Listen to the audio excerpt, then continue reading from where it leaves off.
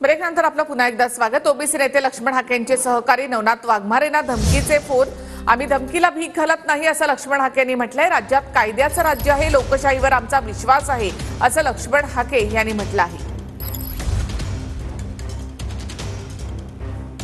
असे फोन मला पाठीमागे अनेक आपल्या ठिय्या आंदोलन असेल, जरांगीच्या अनेक सभा होत होत्या, त्यावेळी मी जे मीडियाशी बोलायचो, असे फोन खूप दिवसापासून येते। तुझी गाडी फोडू, तुला मारू, हाणू, जाळू, तुझ्या घरावर येतो, तसं करतो तसं करतो। अनेक फोन मला आतापर्यंत माझ्या मते 100-500 फोन धमक्यांचे येऊन गेले असतील। आणि मला माहित होतं फक्त त्या पोस्टच्या संदर्भात फोन येत होते।